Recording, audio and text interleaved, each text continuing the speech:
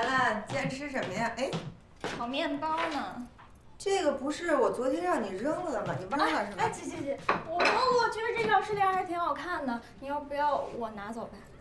行，那你留着用吧。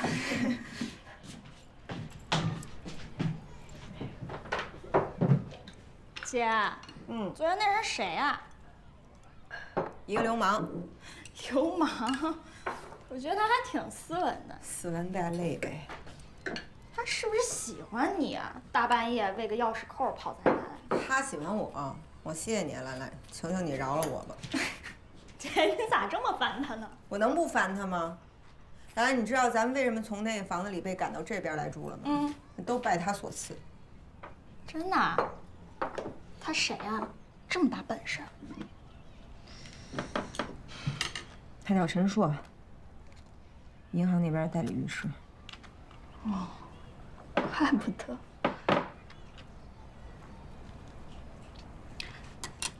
姐，我昨天晚上认真想了一夜，我觉得你说的是对的，我就是叫老周给骗了，一时鬼迷心窍。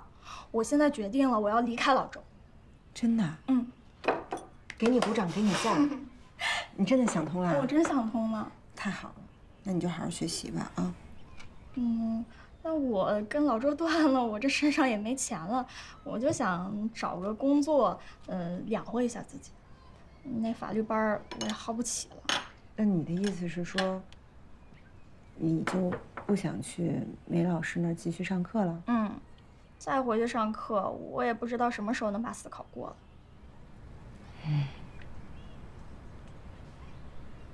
那行，我去梅老师那儿帮你解释清楚情况。那我就给你办同学手续了。行。说真的哈。那你没找到工作之前，要不就还在我这儿干，起码有点收入。姐，我不想干小保姆了。我再怎么说也是学了好几个月法律的法律人了。我现在就想找一个跟法律有关的工作。姐，你们律所招人吗？可是你司法考试没过呀，你怎么能去应聘呢？应聘什么呀？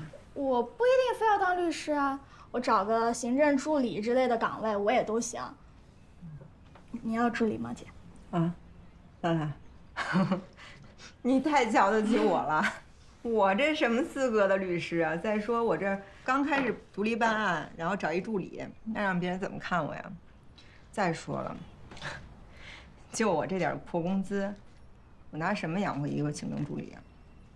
那姐，你法律界的朋友多，要不你帮我问问别人，看有没有人要助理？我们公司律师，但我也就跟秋华熟，但是秋华跟我差不多，他得养活自己呢。陈律师呢？昨天晚上那个。姐，你不是说他是银行方面代理律师吗？那一定是很有本事的。那我要是能跟着他，就算做助理，我不也能学到东西吗？那我工作之余，我再把我法律专业课程给自修了。我等明年我就去过司考，司考一过，我就到你们律所去应聘去，这不挺好的吗？主要是我现在，我得先吃上饭嘛，不是？陈硕这个人吧，他的专业能力倒是很强。如果去他那儿做助理，只要肯好好干，应该还是能学到不少好东西。你说他对你态度不好？啊，他不一直都这样阴晴不定的吗？但我觉着吧，他有点欲擒故纵。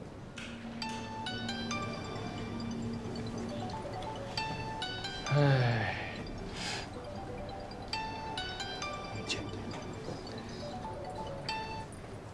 喂，陈无良，罗正义，著名流氓，著名淑女。哎，你可真行哈！这都死到临头，你还能笑得出来啊？说嘛，你找我什么事儿？哎，陈无良，谢谢你关心我啊，昨儿还专门来看我，走了以后我还难过好久。这个时候能来的那都是患难知己啊！啊，我罗英子一辈子都忘不了。我谢谢你八辈儿祖宗啊，陈无良。你也知道我接下来会面临什么样的窘境，你已经把我剥夺的一无所有了。但是我这家里还有一个小阿姨要靠我养着呢，我这以后的情况养个阿姨那是实属养不起了，所以我就想起你来了，能不能帮个忙啊？帮忙啊？可以，我乐意至极。说吧，帮什么忙？什么？把你小保姆介绍给我当助理啊？我们家这小阿姨呀，可不是一般的阿姨，那是帮过我大忙呢。她知道我以后可能会很困难，所以呢，她就想自己养活自己。那我说给她找份工作吧，在别人那儿打工我也不放心。那昨儿你不是来了吗？我就想起你来了。哎呀，自己都快没地儿住了，还操心别人。那行吧，反正我也一直没有过助理，你让他过来吧。哟，那就这么说定了啊。那我一会儿就带他去找你啊。谢谢你啊，陈无良。成。你把兰兰介绍给陈硕了？啊，咱们所他又进不来，我只能介绍到陈硕那儿了呗。是你提出来要给他介绍的，还是他自己提出来的呀？兰兰自己啊。罗阳子，你可别怪我没提醒你，你这可是在玩火。不是你见过这种女人吗？啊，自己连片屋瓦都快没了，还养个小保姆呢，你说？哎，那我倒无所谓，我当扶贫了。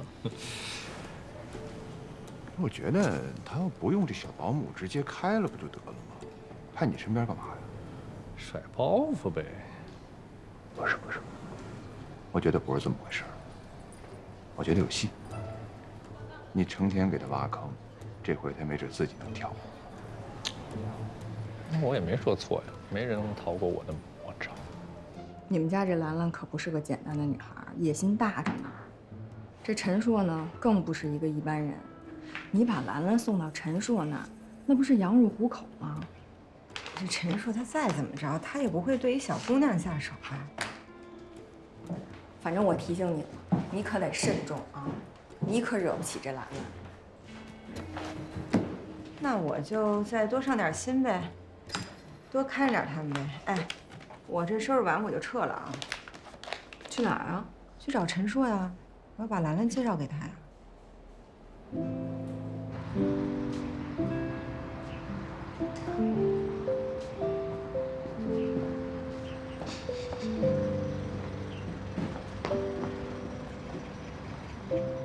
坐这儿干嘛？还不晒啊？上去吧。不了，我还有事儿。我来介绍一下，兰兰，本名叫我叫张世兰。兰兰，这就是陈硕陈律师，大政所著名的男律师。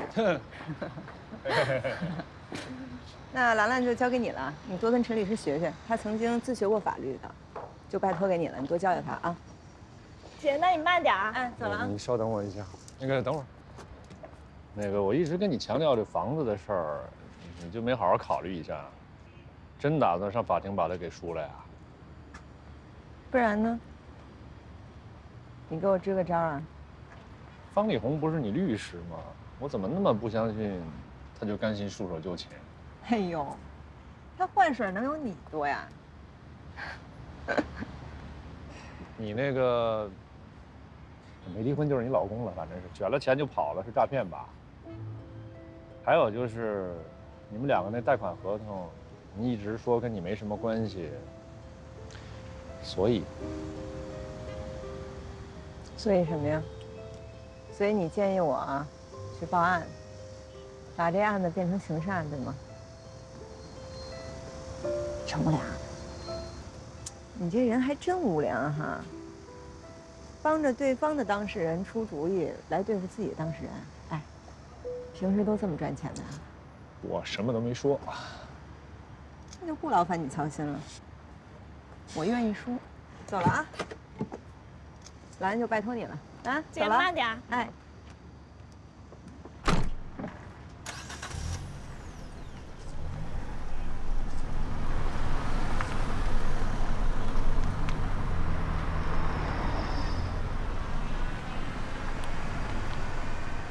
硕哥，那咱上去呗。你叫我什么？你不是叫陈硕吗？硕哥呀。你现在是我助手，我是你老板，以后叫我陈律师，要尊重一些。还有就是，正在我们所上班呢，你这套衣服不是很合适，以后注意点着装吧。哪不合适？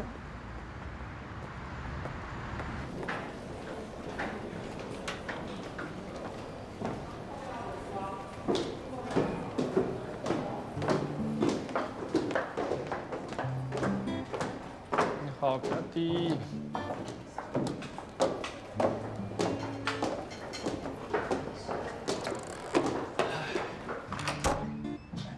那进来吧，我介绍一下啊，这是薛律师，张世兰啊，这以后也是你老板啊，我们两个的事儿你全都过来。啊。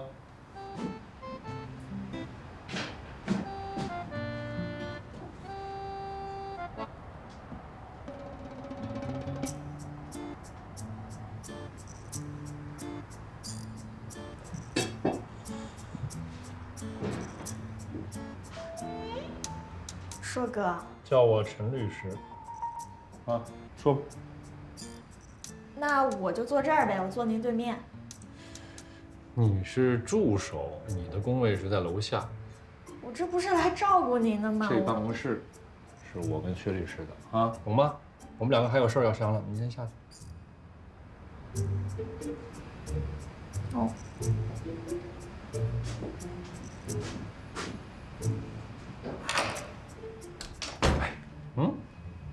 这是罗英子的保姆啊。哎呦，这品味也太差了，衣品有点弱，袜子也不得行啊。我也这么觉着。哎，你说这罗英子是怎么回事啊？明摆着一开庭这房子就没了，她怎么不着急啊？心疼了，不忍心。简单啊，你退出我单独代理，代理费咱俩也不用分了。你想什么呢？她都不在乎，我跟她客气什么呀？我可提醒你啊，你要是把她房子打没了，这女的你就一辈子都追不上。我还就不信了，不是有那么一句话吗？不打不相识。咱俩走着瞧啊。走着瞧。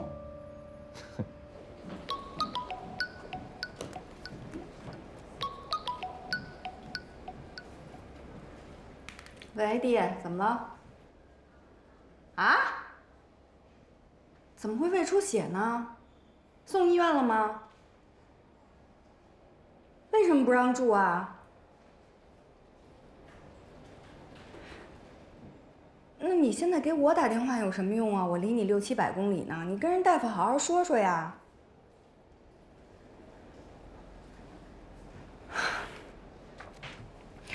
行行，我知道了，我先想想办法，我一会儿给你回过去。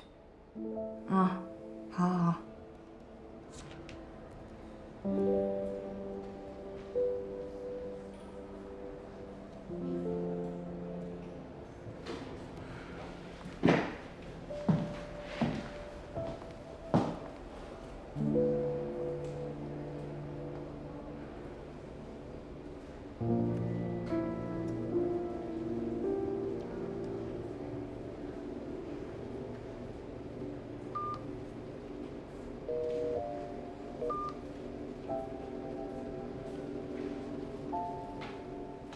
以后不管咱俩是什么关系，请你给你爸打一个电话，让他以后不要再给我们家帮任何的忙。没事儿，这都是小事儿。这个电话你一定要打，要不然以后咱俩就没办法再来往了。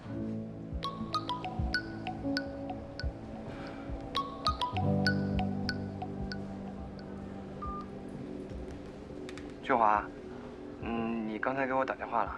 哎，是我打的。啊，你这会儿说话方便吗？啊，不好意思啊，那个什么，家里突然有点急事儿，我可能得麻烦你一下。我妈胃出血，住到咱们县里医院了，现在在走廊上，住不进病房里去。你能不能帮帮她？哎，王良。罗姐，王良，谢谢你能来啊。没事，应该的。怎么了，罗姐？是不是有温丽的消息了？没有，我也正在想办法找他。我这次找你就是想再多了解一些他之前的情况。罗姐，是这样，我知道我原来帮他也骗过你，对此我非常后悔。可我真的把我知道所有关于他的事儿都告诉你了。可你们毕竟是谈过恋爱啊，你不可能就对他了解那么少吧？我们是谈过恋爱，可是我对他真的也不太了解。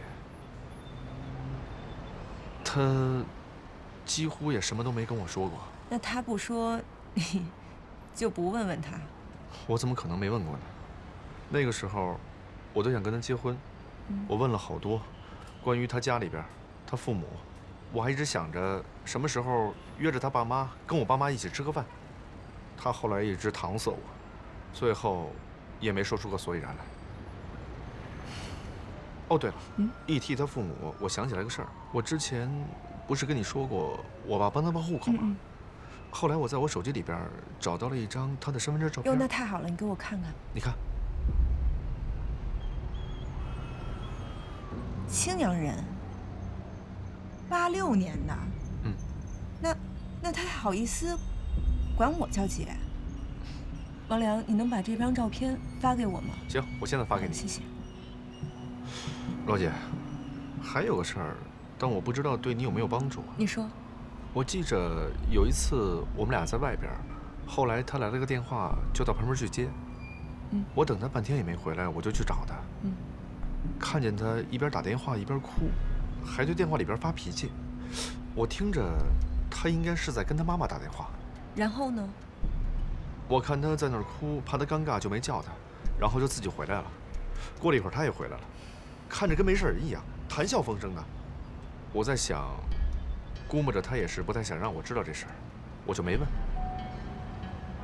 你就是太信任他了，根本就不知道他其实就是个吸血鬼。行，王良，谢谢你啊。如果再有什么事儿，我再联系你。行，好，那我先回去上班了，罗姐。好，麻烦你了。再见。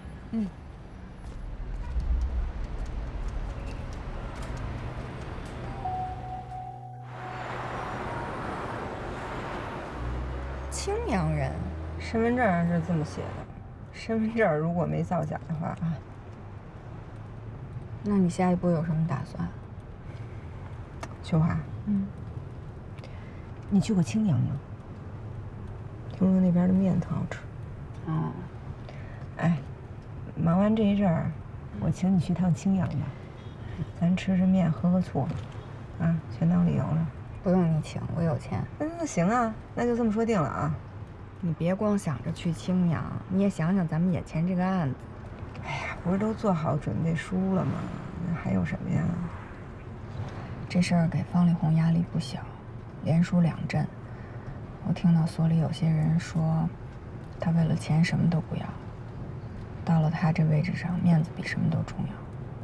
我觉得空了，你还是跟他解释一下，让他谅解。我还解释什么呀？我这该解释的我都解释了，我老解释，我累不累啊？我不解释了。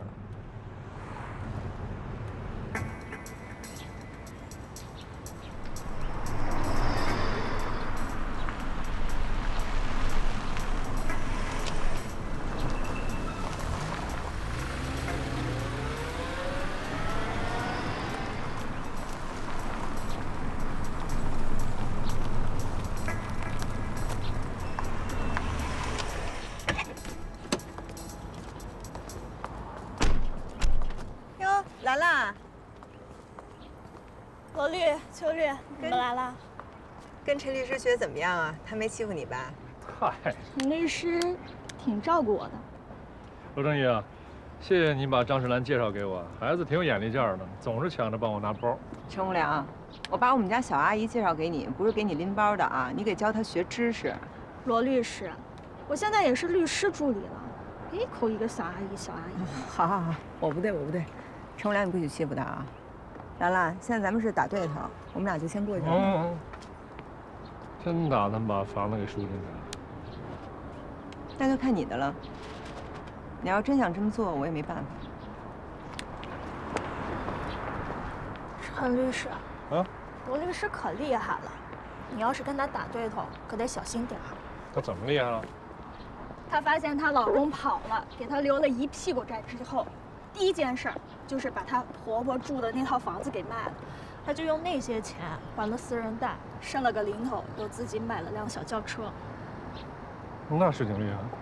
那还是陈律师您更厉害。给老薛打个电话，看他到哪儿了。啊。判决如下：原告民商银行云阳支行对被告刘明、罗英子名下位于京北市云阳区蓝海国际 A 座地栋1401号房屋折价或拍卖、变卖所得价款，享有优先受偿权。本案受理费由被告承担。抱歉啊，英子。王律，已经不是我们的了，没什么抱歉的，我愿意的。被告方要不要上诉？我们商量一下再决定。好。没你的事情，越快分开越好。还有15天呢，再等等看。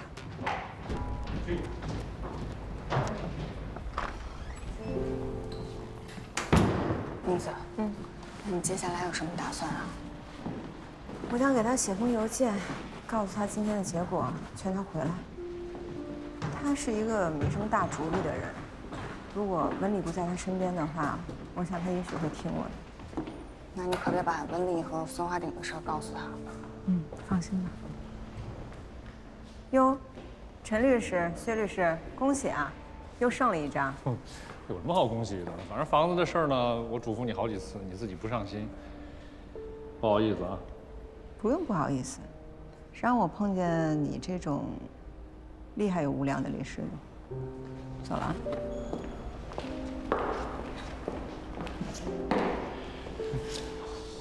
房子都输了，眉头都不皱一下。就是啊，奇怪。咖啡。哎，谢谢啊。张世兰啊，你之前说罗英子卖过房子是吧？啊。除了这事儿，还有其他事儿吗？事儿是哪方面啊？算了，也没事儿，就是觉得他怎么这么容易就认输了。嗨，那还不是陈律师您太厉害了。那也是。哎，报。秋华，张全全，哎，英子，我给你介绍一下。你怎么来啦？今天表现真不错啊，送你的花。花干嘛呀？瞎浪费钱。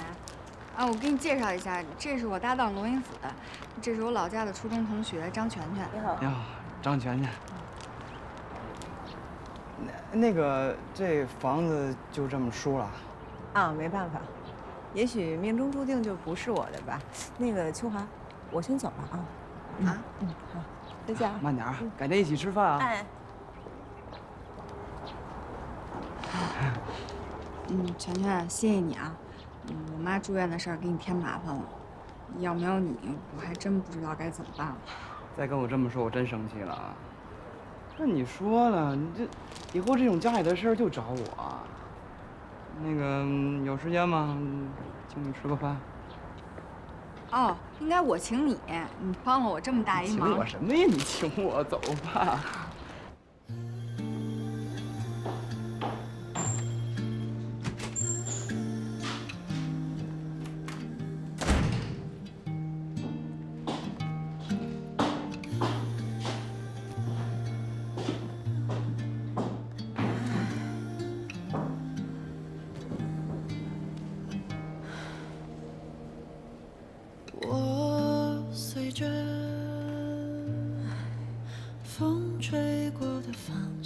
你是一无所有。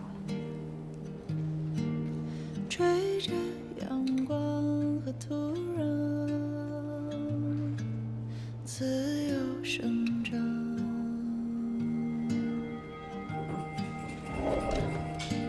可总会有弯路，多一些脚步，黑夜只是清晨的雾。随它。陆明儿，你把我的微信和 QQ 都拉黑了，邮件是我唯一能联系上你的方式。我今天给你写这封邮件，心中无悲无喜，无怨无恨，只是想把事实告诉你。我刚从法庭开庭回来，我们曾经共同的家马上就要被法院执行拍卖了。用来偿还你临走的时候从民商银行贷的1000万和利息。到此为止，你拿走的全部银行贷款和借下的私人贷，我都已经替你还清，而我也被你剥夺的一无所有。我今天把这事告诉你，不是要控诉你，毕竟夫妻一场，有时候想起这些事来，只是觉得心中颇多不解。多希望有一天能见到你，我们平静地坐下来谈谈，到底是为什么？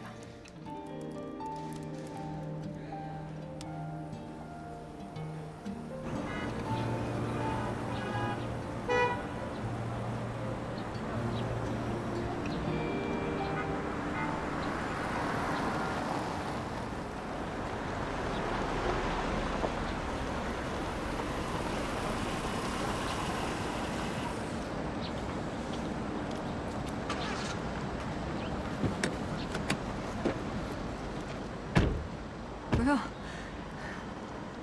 谢谢你啊。这说的啥话呀？那个什么时候再见啊？我最近挺忙的，我回头再给你打电话吧。行。那我先进去了啊。哎，那个就是家里有什么事儿，还是提前跟我知会一声。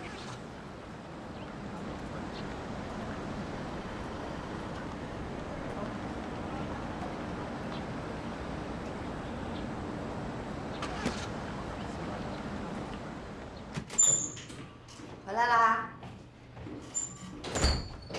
秋麻，我跟你说个事儿。说。你那个张全全啊，你确定要跟他发展关系了？啊。不是，那你的事儿啊，我也不该干预。啊，我就是觉得呢，你配得上更好的。你知道吗？前几天我弟给我打了个电话，我妈突然胃出血，送到县医院，结果躺在走廊上住不到病房里去。我给张全全打了个电话，不到10分钟，我妈就住进最好的病房里了。那你就因为这个，你就跟他谈恋爱了？哎呀，谈恋爱对我这种人来说太奢侈。不是，你老是把自己看特低。你说你从农村这么奋斗到京北来，这才几年时间，你就成为职业律师，然后手里还好几个大案子。你说这些事儿要都成了，你起码有10几万甚至几10万的收入吧？咱同龄人里面有几个能成为你这样的呀？你怎么就没资格了呢？那我这不是碰见你了吗？我运气好。我是真的没资格，我跟你是不一样的。我的钱不是给自己挣的。我之前不是跟你说过吗？这么多年，我一直努力的一件事就是不回老家，因为如果我回去了，我就很难实现自己的理想了。但我又切不断跟那儿的联系，毕竟是那个地方养育了我，我有反哺的义务。有了张全全，我就有办法了。张全全虽然不是理想的爱人，但是他是最真实可靠的爱人。对我来说，他最合适。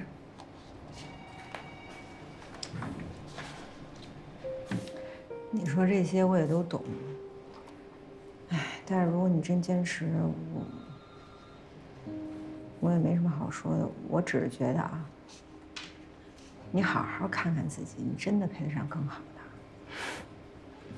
我知道，在你眼里谁都配不上我。没有，也有更高的，更高那种。谢谢你，谢谢你这么看得起我。我仔细想了想，我还是先跟他处处看吧，也许能培养出感情。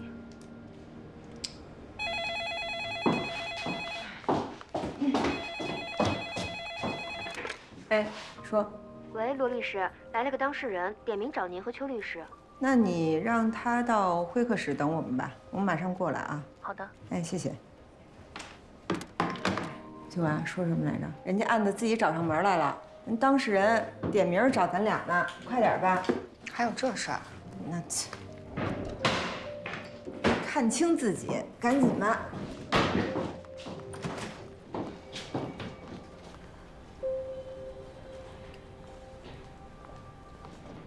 哎，您好。哎，是罗律师、邱律师吧？哎，我是罗律师，这位是邱律师。哦，哎，请问您？您好，罗律师。你好。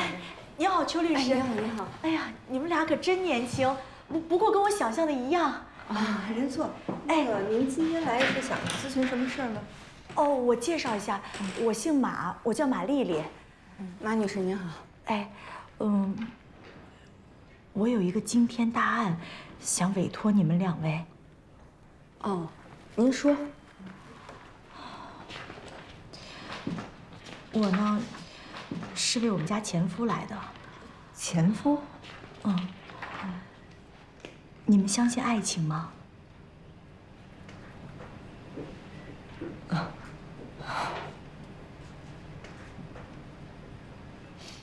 如果这世上有惊天地泣鬼神的爱情，那一定指的就是我和我们家建设。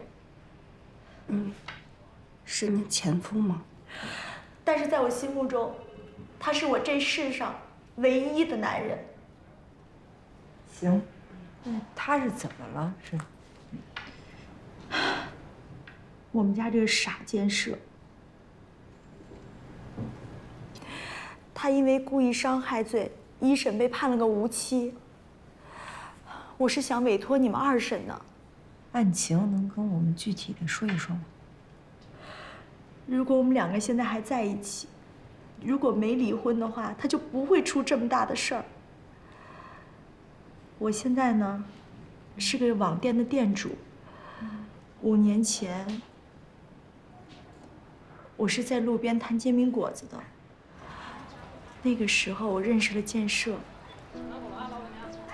他是做电缆生意的。1个鸡蛋吧。哎，对，好嘞。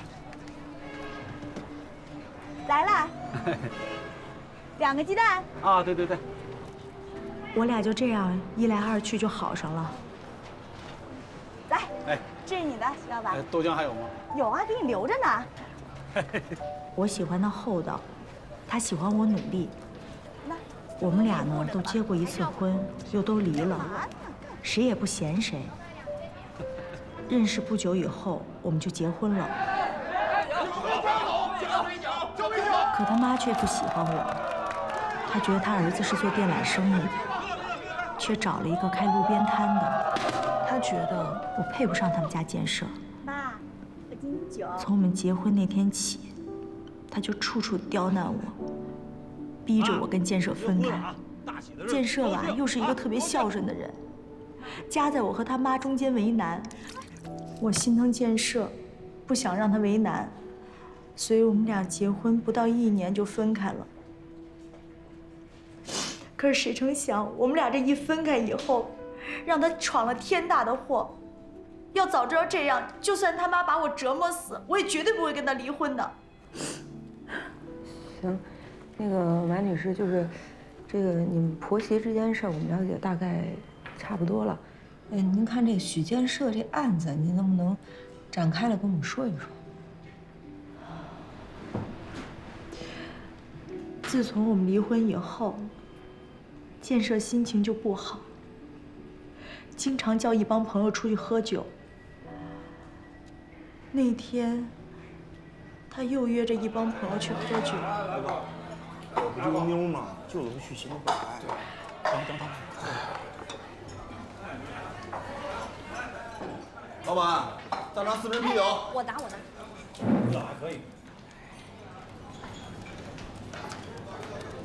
我要4瓶啤酒。嘿，这妞不错啊，哥给你拍来啊。谢谢。哎，找死啊！妹妹，给哥喝一杯来。干嘛呀，胖子？哎，你害羞什么呀？拍这么大，你知道这妞是谁吗？啊？我管你谁呢？谁拍着谁的？你哪儿的？你知道我是谁吗？你知道我是谁吗？你干啥？你真打呀！你倒回去！装什么装？要出来的，打死你！啊！别耍混！胖子！我气！胖子！别打过来！我干嘛呀？建设说是为了拉架才跟上去的，可是跑着跑着就剩下他跟张胖子2个人了。再后来，他们2个人说的话就都不一样了。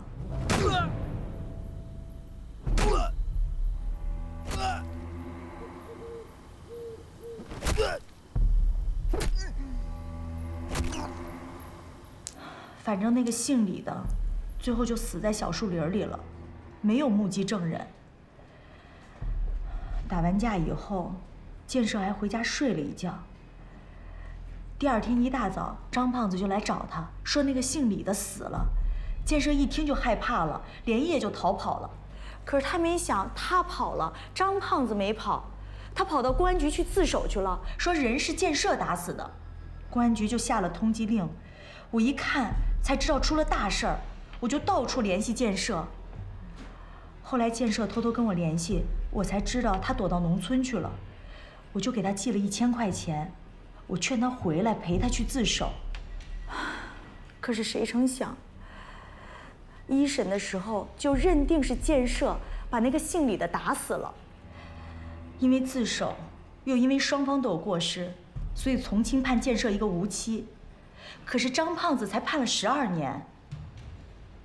话说回来吧，我们2个都离婚了，这事儿跟我一点关系都没有。可是，一听这事儿，他妈就病倒了，我要不管他，就没人管他了。所以，就算倾家荡产，我也得把他救出来。我就是认为一审律师不给力，所以才给他判得这么重。前段时间我看了你们性骚扰和强奸那个案子，我觉得你们2个太了不起了，所以我才来找你们的。马女士，这个一审的判决您今天拿来了吗？哦，拿来了。你们如果愿意接的话，我再给你们看。哎，您这不给也没关系，我们就想看看案件事实是怎么认定的。好，那这样，马女士，您要不然在这儿坐一会儿，我跟邱律师我们2个人商讨一下，马上就回来。好，好吧。哎，您坐一会儿啊。哎，喝点水。谢谢啊。稍等。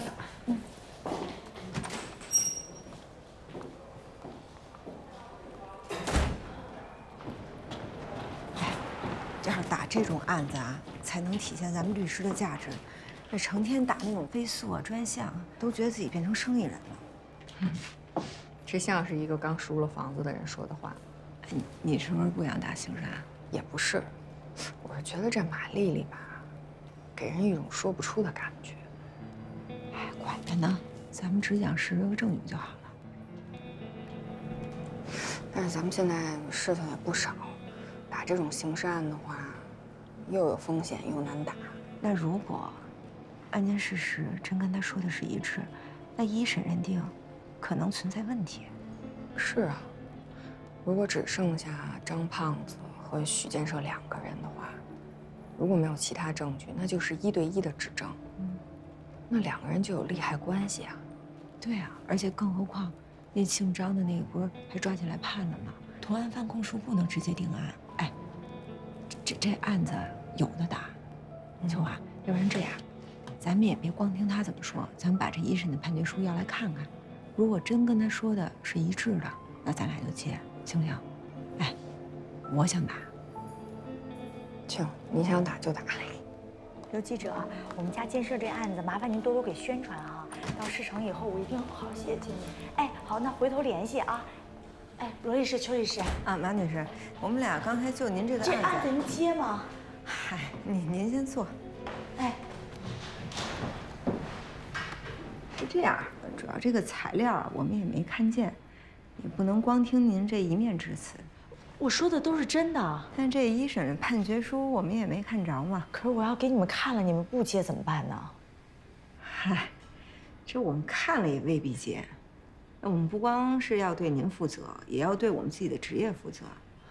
这任何案子在没有看过材料的情况下，没有一个人敢说就能决定代理的。再者说，这判决书也不是什么保密的事儿吧？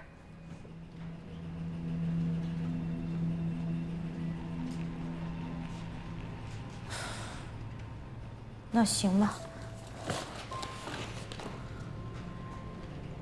我还是希望你们能把这案子接了。你们之前那性骚扰的案子，我觉得你们特别有正义感。马女士，这个案子我们按小时收费，总共预估50万，需要您先交30，然后等2审开庭以后再交上剩下的20。这么高啊！你们也知道，我就是一个小网店的店主。虽然我前夫他是做电缆生意的，但是我们离婚的时候我是净身出户，我1分钱都没拿。我是一定要救建设的，哪怕倾家荡产我也去救他。我去筹钱，但是这一下拿出30万，对于我来说挺困难的。咱顺序能不能颠倒一下？我先给你们个20万，然后等2审下来以后，我再付那30万。这样，我们呢先把这个1审的判决书研究一下，然后接不接的再说吧。另外还有一件事儿，马女士，您和许建设已经离婚了，所以就算我们接受委托，也不能是您来委托，需要他母亲来。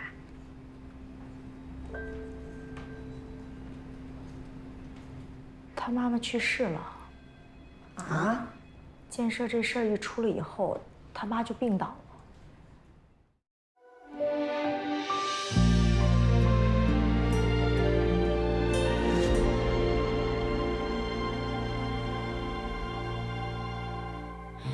记忆里许多事情又过去，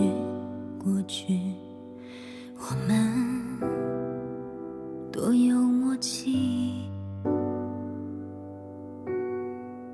失去的所有人里，最怀念自己。不痛不惧，用沉默来代替错过的我，没多说一句。曾经我用尽力气，所以不可惜。天生会乐观的人群，总在夜深人静自语，永远相信明天的和结局是我的超能力。为一个劫翻山越岭，走很远才惊觉已过去。雨过天晴，怎么算公平？歇斯底里的事，离开不必非要证据。曾经我用尽力气，所以不可惜。错过你也成为风景，没做好有什么要紧？若世界显得拥挤，踉跄步履，我依然独行。用热泪等执着回应，找回那个完整的自己。我会爱我，再计算公平。我会爱我，再计算公平。